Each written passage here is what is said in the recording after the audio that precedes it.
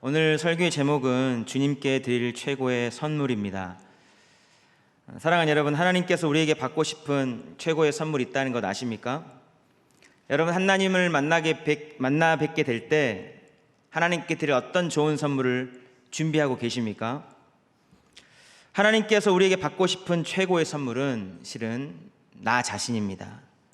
왜냐하면 최고의 선물이란 그 선물을 받는 사람이 가장 가치 있다는 것을 받았다는 느낌이 들 때잖아요. 하나님께 가장 가치 있는 것이 무엇입니까?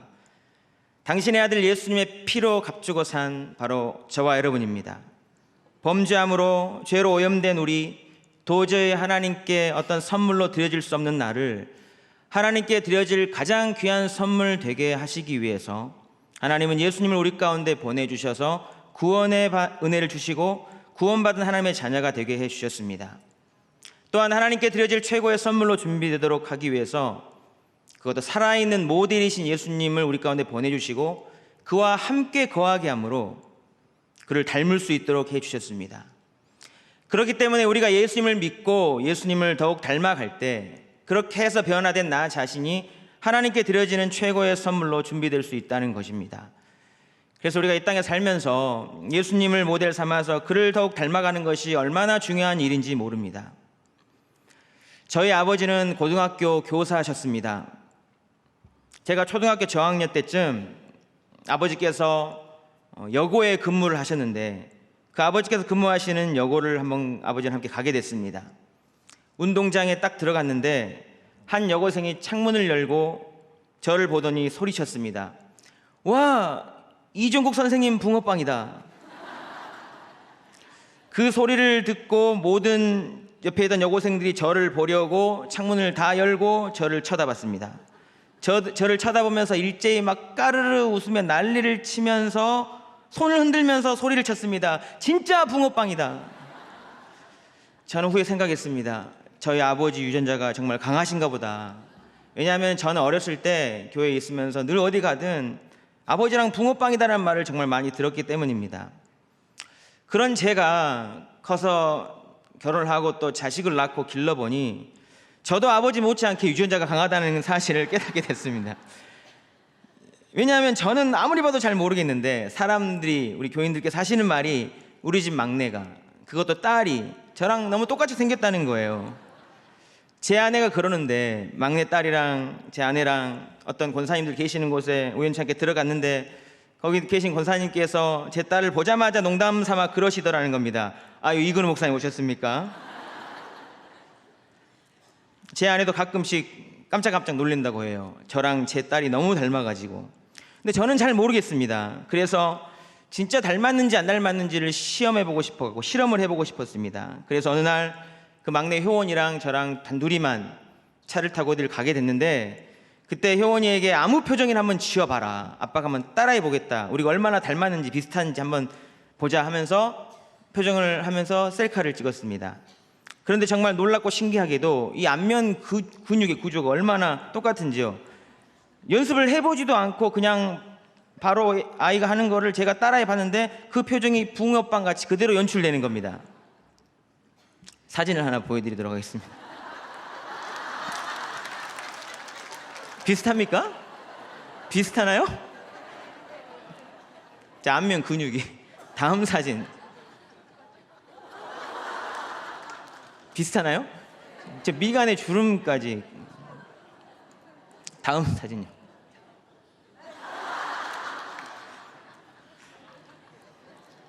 저는 이 사진을 보면서 웃음이 절로 나왔습니다.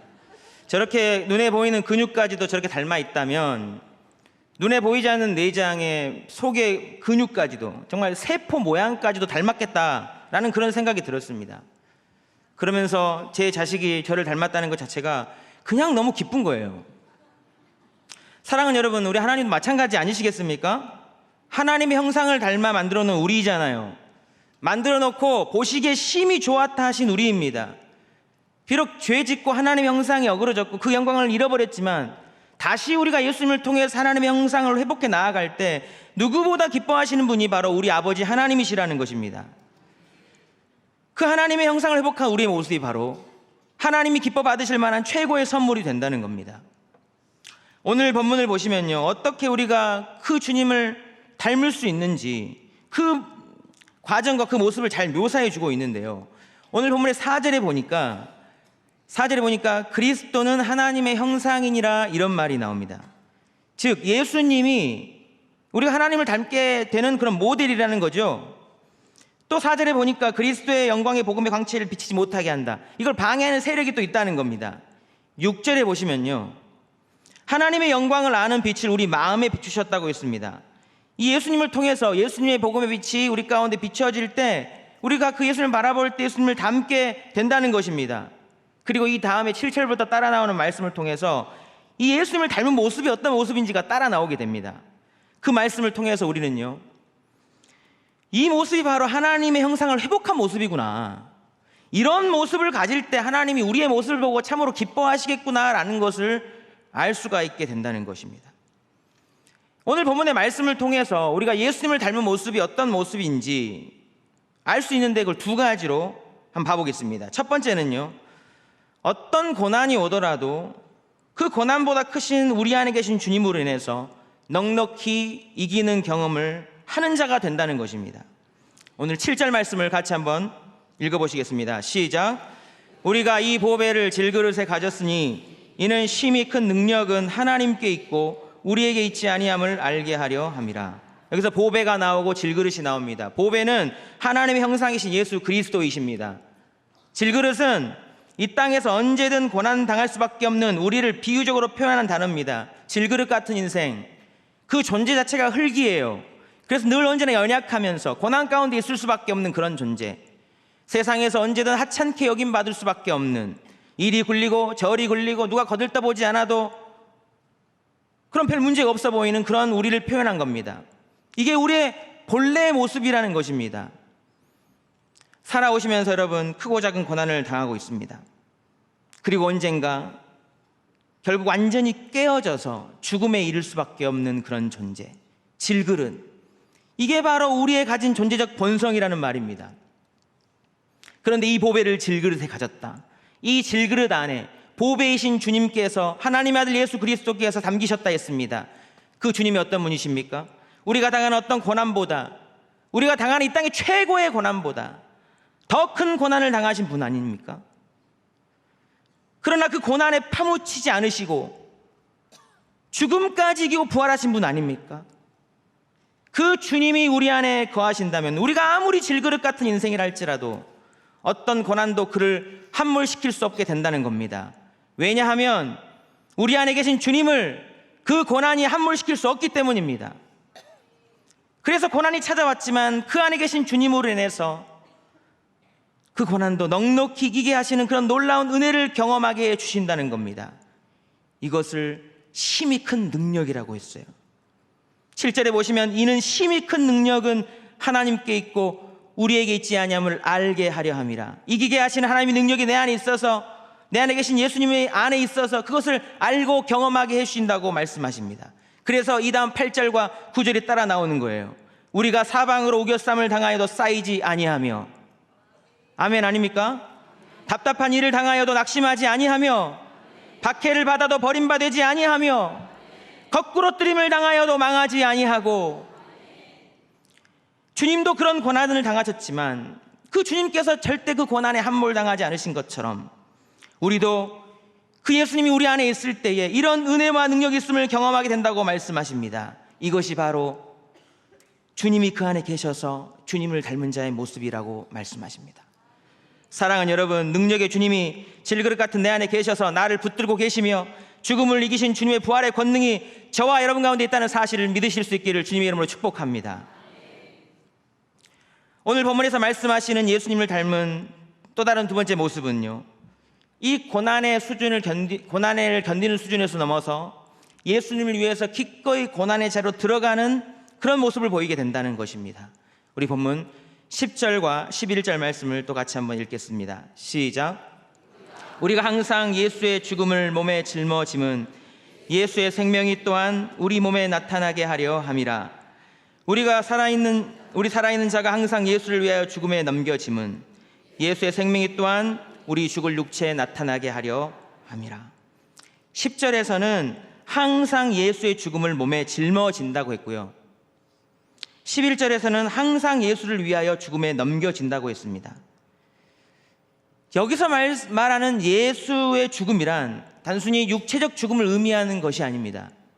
예수님께서 십자가에서 돌아가신 그 목적, 예수님은요, 남을 살리려고, 우리를 살리려고 십자가 죽음을 선택하셨어요. 그런 희생과 사랑을 의미하는 겁니다. 그런 예수님을 닮아서 예수님처럼 남을 위해서, 다른 사람을 살리기 위해서 기꺼이 자기를 죽이는, 자기 희생의 자리에 들어가기를 마다하지 않는다는 것입니다. 이거 우리가 다 알고 있는 진리잖아요. 근데 여러분, 이것이 말이 쉽지 육신의 본성으로 쉬운 일입니까? 저와 여러분 고난당하는 거 좋아하는 사람 없습니다. 희생하고 손해보고 남한테 지는 거 다 싫어합니다. 누구보다 더 나아지려고 하고, 더 편하려고 하고, 더 안전하길 원하고, 더 쉽게 가려는 것, 우리의 본성입니다. 그런데 자기를 위해서가 아니라 어떤 사람이 누가 남을 위해서 죽을 것까지 생각하고 희생할 수 있다는 말입니까? 남을 위해서요.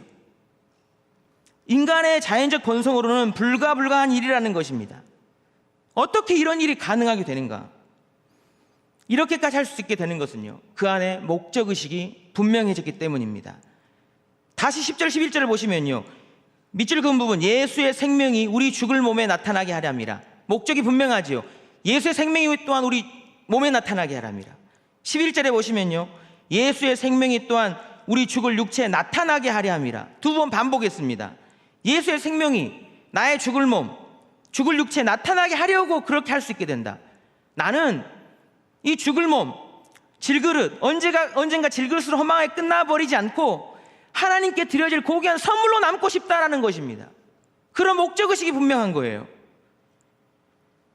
또한 이뿐만 아니라 자신에 대한 암과 예수님에 대한 암, 즉 자신에 대한 가치관이 분명해졌기 때문입니다. 나에 대해서는 우리 죽을 몸, 우리 죽을 육체라고 했어요. 예수님이 계시지 않았다면 그냥 쓸모없이 살다가 버려질 질그릇이었습니다. 실제로 고난 어려움을 경험해 보면은 우리 힘으로 할 수 없는 것이 너무 많다는 것을 알게 되는 그런 존재. 그러나 그 주님이 내 안에 계셔서 그 고난을 이기게 하신, 그 경험을 하게 하십니다. 내 안에 계셔서 힘주시고 이기게 하신 주님이셨습니다. 그 고난 가운데 만난 주님은 자신을 살리신 주님이었고, 그 고난을 통해서 나의 가치관을 다 바꿔주신 주님이셨습니다. 그 예수님이 그 고난의 시간을 지날 때 나를 살리기 위해서 어떤 희생을 치르셨으며, 나를 살게 하시기 위해서 어떤 고통을 당하시고 나에게 생명을 주셨는지를 경험적으로 알게 된다는 것입니다. 그럴 필요도 없으신 분이 나를 살리기 위해서, 나를 하나님 앞에 정말 가치 있는 인생으로 세우기 위해서 십자가 앞에서 어떤 조롱을 당했는지, 어떤 취급을 받으셨는지를 알게 됐기 때문에 이제는 내 마음 안에서도 이 주님을 위해서 뭔가를 헌신하고 싶고 뭔가를 드리고 싶은 마음이 커지게 되었다는 것입니다. 그 마음이 생겨서 주님 기뻐하신 일에 목숨까지라도 내어드릴 수 있는 그런 마음이 든 것, 이것이 주님이 하나님 앞에 사셨던 그런 주님과 똑같은 모습이라고 말씀하고 계시는 것입니다. 이런 주님 닮아 산 삶의 결과가 어떻게 되는가? 12절에 이렇게 기록되어 있습니다. 그런즉 사망은 우리 안에서 역사하고 생명은 너희 안에서 역사하느니라. 내가 죽어지고 예수의 생명이 나를 통해 누군가에게 살아 역사하게 되는 것. 예수님께서 죽으심으로 나를 포함한 온 인류가 구원의 길을 얻었던 것처럼, 내가 예수님을 위해서 기꺼이 희생하고 죽어지려는 마음으로 헌신할 때에 누군가가 나를 통해서 예수님의 생명을 얻게 되는 그런 축복의 도구로 쓰임받게 된다는 것입니다. 이 방법으로 하나님의 놀라운 구원의 역사가 지금까지 이루어오고 있는 것 아닙니까? 이런 예수님 닮은 삶을 사신 제가 한 분을 여러분께 소개해 드리겠습니다. 한국의 슈바이처라고 불리는 성산 장기려 박사입니다. 제가 말로 설명하는 것보다 영상이 더 나을 것 같아서 영상으로 여러분께 보여드리겠습니다.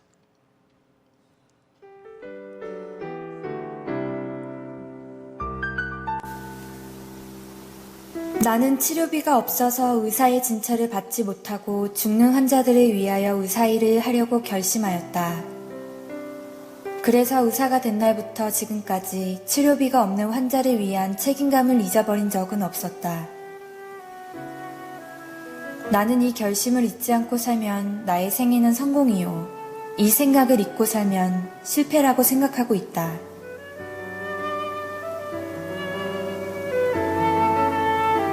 한국의 슈바이처요, 살아있는 성자로 불렸던 장기려 박사. 그는 서울의대의 전신인 경성의전을 수석으로 졸업하고 당시 조선인 중 10명도 안 되던 의학 박사학위를 취득하였습니다. 그 이후 부와 명예, 그리고 성공이 보장된 길을 마다하고 가난한 사람들을 위한 좁고 낮은 길을 선택한 장기려 박사.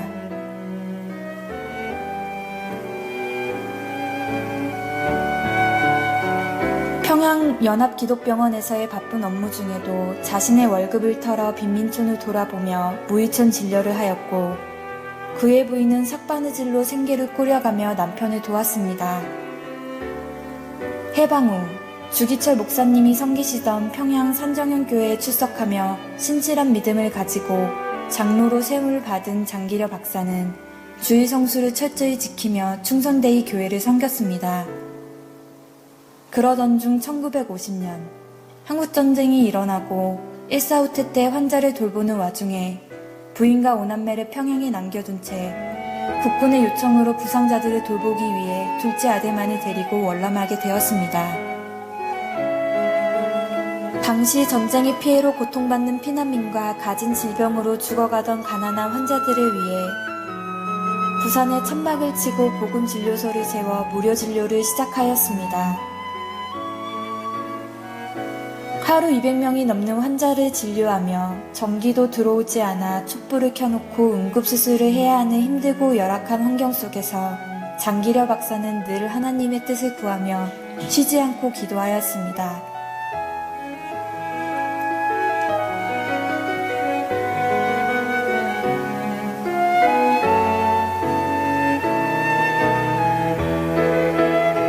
돈이 없는 환자들을 위해 병원장 자신의 월급을 가불하여 대신 내주었고 그것도 안 될 때는 병원 뒷문을 열어 내보내주기도 하였다고 합니다. 나아가 그는 가난한 사람들의 과중한 치료비 문제를 해결하고자 1968년 한국 최초 의료보험조합인 청십자의료보험조합을 설립하여 당시 360원 하던 소고기 한 근값만도 못한 월 보험료 60원으로 20만 명의 영세민 조합원들이 의료 혜택을 받았습니다. 절대빈곤 시절의 천막 무료 진료부터 미래를 내다본 의료복지 정책인 청십자의료조합까지 이 모든 것은 그의 사랑이 이뤄낸 기적이었습니다. 사랑하는 아내와의 결혼 서약을 지키고자 평생 재혼하지 않고 북녘의 가족들을 향한 그리움과 안타까움을 소외되고 아파하는 이웃을 향한 사랑으로 승화시켰던 사람. 1959년 국내 최초로 간 대량 절제술에 성공하고 당대 최고의 외과 의사요. 우리나라의 역대 명의 1위에 오르는 탁월한 실력의 의사였던 사람. 그럼에도 평생 병원 오탁방에서 홀로 지내며 1995년 12월 25일 그의 마지막 생애까지 자신의 모든 것을 아낌없이 주었던, 그래서 때로 바보라 불렸던 사람. 장기려 박사. 그는 예수님처럼 살고 싶어 했고 그렇게 살았습니다. 바보라는 말을 들으면 그 인생은 성공한 것입니다.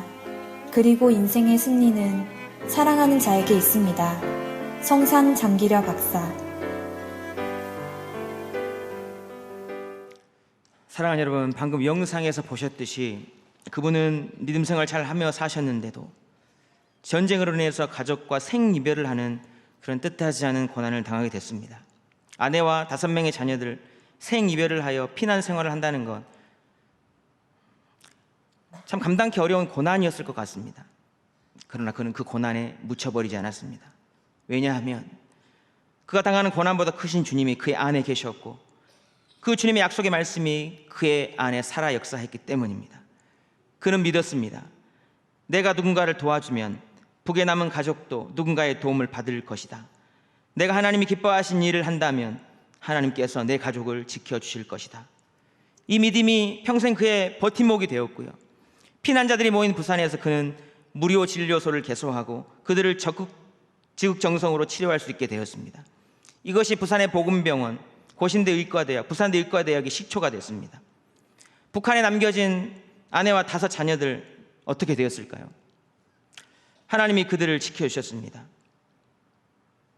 국군의 요청으로 월남아에서 치료하였기 때문에 자칫 잘못하면 그 가족들이 역적의 가족이 될 수도 있었을 겁니다. 그러나 그가 북한에 있으면서도 극률한 마음으로 지극정성으로 치료하고 연약한 자들을 돌보고 또한 김일성도 치료한 일들을 통해서 국군을 도와 월남했다가 아니라 남쪽에 포로로 잡혀갔다 이렇게 돼서 북에서는 영웅이 됐다고 해요. 그 북쪽에 남겨진 아들도 의사 선생님이 되었고 또한 남쪽에 같이 내려온 아들 의사 선생님, 그의 손자까지 의사가 되어서 아버지의 길을 따라가게 됐습니다. 비록 이산 가족이 되는 고난이 있었지만 하나님은 양쪽의 가족을 다 지켜주셨고요. 그런 고난이 없었다면 도저히 있을 수 없었던 이 정말 대한민국 전체 인구가 의료보험의 혜택을 누리는 그런 일에 귀하게 쓰임받게 됐습니다. 이분은 그런 고난을 이기는 수준에서 그치지 않았습니다. 평생 예수님을 위해 연약한 자들을 향한 희생과 헌신의 삶을 또한 살았습니다. 조금 전 화면에서 봤듯이 그는 결심했습니다. 나는 치료비가 없어서 의사 진찰을 받지 못하고 죽는 환자들을 위하여 의사 일을 하려고 결심하였다. 그래서 의사가 된 날부터 지금까지 치료비가 없는 환자를 위한 책임감을 잊어버린 적은 없었다. 나는 이 결심을 잊지 않고 살면 나의 생애는 성공이요, 이 생각을 잊고 살면 실패라고 생각하고 있다. 정말 하나님이 기뻐하시는 귀한 결심을 했죠. 만약 그런데 그가 북한에 남겨져 있었다면 이런 결심이 귀한 열매로 실천될 수가 있었을까요? 아마 그렇지 않았을 것입니다. 절대 자신의 신념이나 의지로만 되는 일도 아니었습니다. 보배이신 주님이 그 안에 계셔서 그의 마음과 결심이 흐트러지지 않도록 만들어 주셨고 또한 그 모든 상황 가운데서도 함께 하시고 그 상황을 만들어 주셨기 때문에 가능한 일들이었던 겁니다. 이분이 예수님을 닮은 삶을 살았던 가장 큰 열매가 방금 영상에서 보셨듯이 1968년 한국 최초의 의료보험조합인 청십자 의료보험조합을 설립하여서 많은 사람들이 의료보험 혜택을 받게 된 것입니다.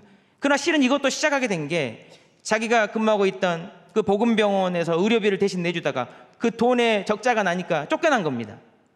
그래서 이 청십자 의료보험을 세우게 된 거예요. 이것은 지금 국가에서 시행하고 있는 우리나라 의료보험 제도보다 10년 전에 이미 시작한 것이고 이것이 모체가 되어서 또 그 뒤 10년 뒤 1989년에 도시지역 전체 의료보험이 전국에 확대 실시되었습니다. 여러분, 의료보험 제도 때문에 우리가 정말 큰 병이든 작은 병이든 얼마나 편안하게 병원 치료를 가까운 곳에서 받을 수 있는지 모릅니다. 특별히 그렇게 많이 가지지 못한 서민들, 몇천 원이면 가까운 데 가서 진료를 받고 약을 받아 먹을 수가 있습니다. 원치 않게 다치거나 더 크게 아파서 검사를 하고 입원을 하게 되고 장기간 동안 입원을 하고 치료를 받게 된다면 의료비가 산더미처럼 불어날 수밖에 없거든요. 그때 여러분, 이 의료보험이 얼마나 큰 도움이 되는지 모릅니다. 특별히 저희 집 같은 경우 제 아들 주원이가 아파서 큰 수술하고 장기간 항암 치료를 받고 하는 그런 시간들, 그때 그 의료보험이 얼마나 큰 힘이 되었는지 몰라요. 단순히 그냥 의료보험을 통해서 의료비를 적게 내는 것뿐만 아니라 그것도 도움됐지만 저는 이 예수님을 만난 믿음의 한 사람이 스스로 예수님 앞에서 내가 어떻게 예수님이 기뻐하시는 삶을 살려고 결심하고 자기가 누릴 수 있는 거 다 포기하고 희생하고 헌신한 그 열매로 시작된 이 일로 인해서 나를 포함해서 함께 치료받는 모든 사람들이 얼마나 많은 그 긍휼의 손길을 입을 수 있었는가를 거기서 경험하니까 정말 너무 고마운 겁니다. 그것이. 사랑하는 여러분, 이걸 통해서 얼마나 많은 사람이 예수님의 긍휼을 덧입고 있습니까?